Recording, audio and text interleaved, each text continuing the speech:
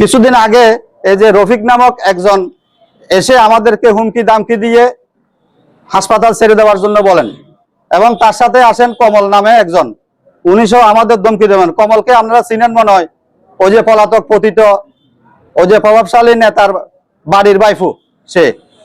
নোয়াখালীর কোম্পানীগঞ্জ উপজেলার বসুরহাট আধুনিক হাসপাতাল অবৈধভাবে দখলের প্রচেষ্টার অভিযোগ এবং সম্প্রতি হাসপাতাল সংশ্লিষ্টদের নিয়ে মিথ্যা ও কুরুচিপূর্ণ বক্তব্যের প্রতিবাদে সংবাদ সম্মেলন অনুষ্ঠিত হয়েছে। শনিবার 22শে আগস্ট বিকাল 4টার দিকে বসুরহাট আধুনিক হাসপাতাল প্রাঙ্গণে এই সংবাদ সম্মেলনের আয়োজন করা হয়। এতে হাসপাতালের লিজ কমিটির ব্যবস্থাপনা পরিচালক এমডি এম সাইফুর রহমান লিখিত বক্তব্য পাঠ করেন। সংবাদ সম্মেলনে লিখিত বক্তব্যে হাসপাতালটির লিজ কমিটির পক্ষ থেকে অবৈধ দখল চেষ্টার অভিযোগ তুলে ধরা হয়।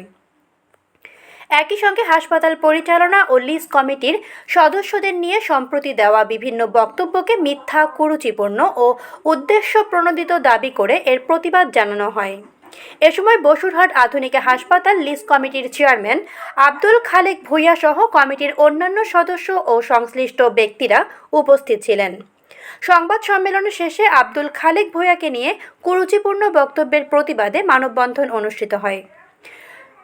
চরফকিরা ইউনিয়ন সচেতন জনগণ ব্যানারে আয়োজিত এই মানববন্ধনে আব্দুল খালেক ভূঁইয়ার অনুসারী ও সমর্থকেরা অংশ নেন।